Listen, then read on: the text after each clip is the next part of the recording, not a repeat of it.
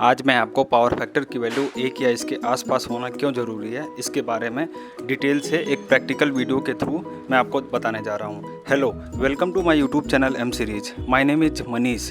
सबसे पहले बात करते हैं एक 11 kV/ 415 volt distribution substation की। यहाँ पर आपके सामने मैंने एक 11 kV/ 415 volt distribution sub station का सिंगल लाइन डायग्राम दिखाया है।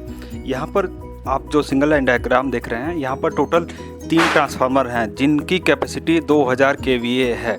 टोटल यहाँ पर 3 ट्रांसफार्मर लगे हुए हैं तथा ट्रांसफार्मर की सप्लाई को LT पैनल में कनेक्ट किया गया है।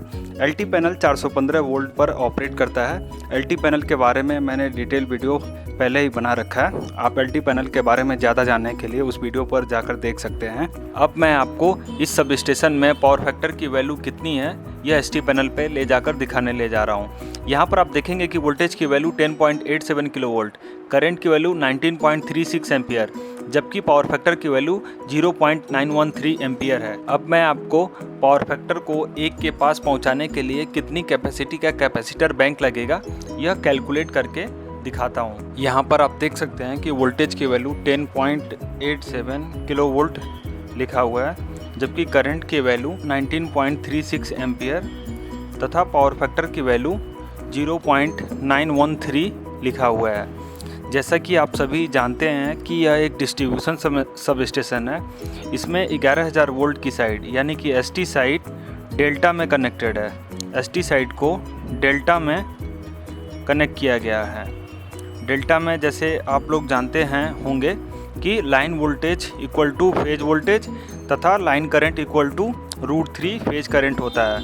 यानी कि line voltage equal to phase voltage and line current equal to √3 into phase current होता है। अब मैं आपको एक फॉर्मूला होता है जो कि apparent power equal to active power plus reactive power plus J into reactive power, ये ज़्यादा बेटर रहेगा लिखना। यानी कि S बराबर P प्लस JQ होता है। यहाँ से मैं आपको S की वैल्यू दिखाता हूँ।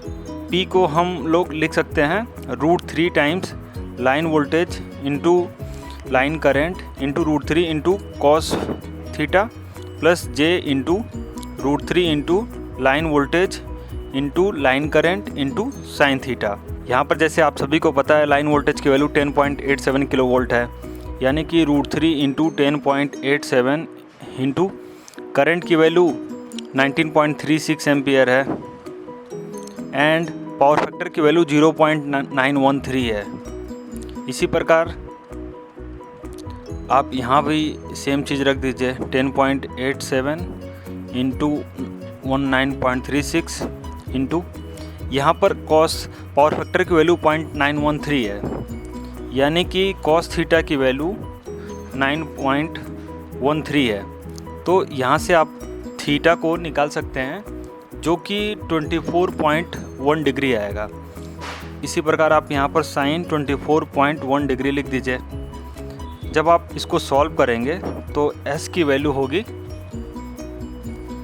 332.78 प्लस J 148.53 के आसपास में।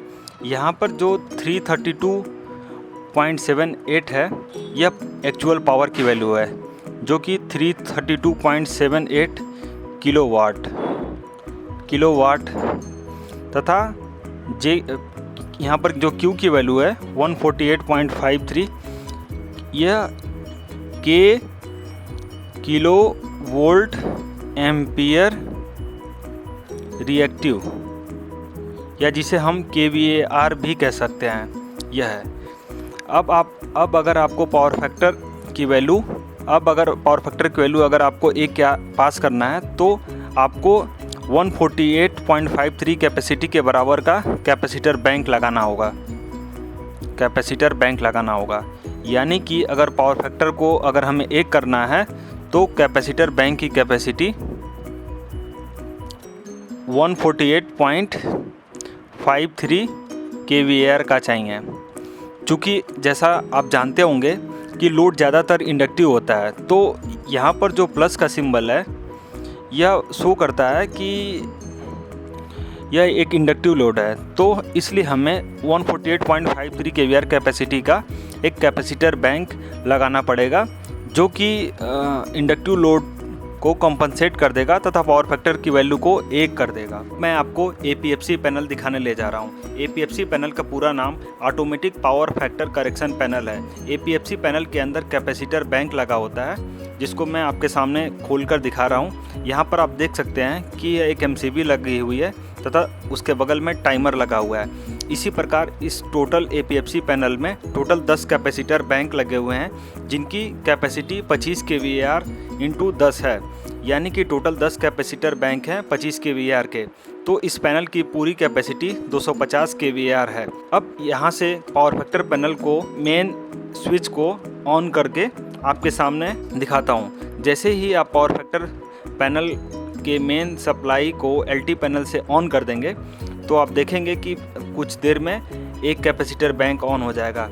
इसी प्रकार धीरे धीरे दूसरा, देन तीसरा, देन चौथा, देन पांचवा, और इसी प्रकार से कैपेसिटर लगातार ऑन होते जाएंगे जब तक कि पावर फैक्टर 1 के आसपास न पहुंच जाए। जैसे ही पावर फैक्टर की वैल्यू 0.99 पहुंचेगी तो APFC पैनल कैपेसिटर बैंक को ऑन करना बंद कर देगा तथा पावर फैक्टर स्टेबल हो जाएगा। इसी प्रकार अगर लोड कम होता है तो APFC panel automatically power factor panel में से कुछ कैपेसिटर बैंक को ऑफ कर देता है तथा लोड के बढ़ने पर तथा पावर फैक्टर के गिरने पर कैपेसिटर बैंक को ऑन कर देता है। इसीलिए इसे automatic power factor correction panel कहते हैं। अगर मैनुअल कैपेसिटर बैंक होता तो वहाँ पर आपको मैनुअली कैपेसिटर बैंक को ऑन या ऑफ करना पड़ता, बट APFC पैनल में यह काम ऑटोमेटिकली हो जाता है। अब मैं आपको APFC पैनल के ऑन करने के बाद ST पैनल में पावर फैक्टर की वैल्यू कितनी है यह दिखाने ले जा रहा हूँ।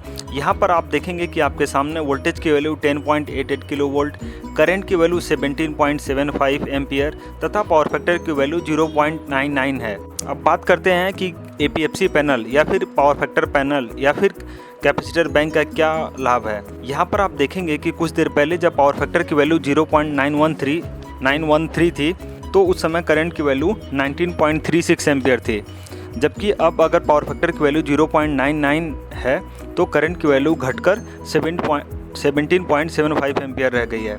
यानी कि करंट की वैल्यू 19.36 एम्पियर से घटकर 17.75 एम्पियर हो गई है ST साइड में।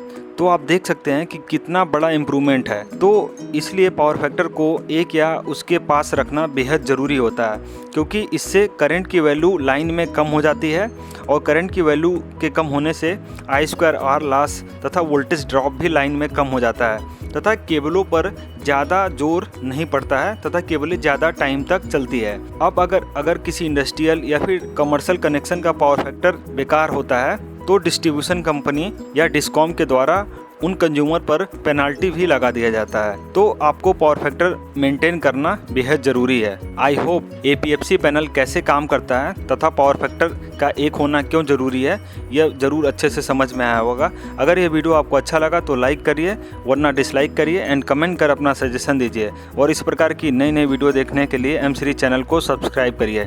Thanks for watching M series videos. Keep learning, keep sharing.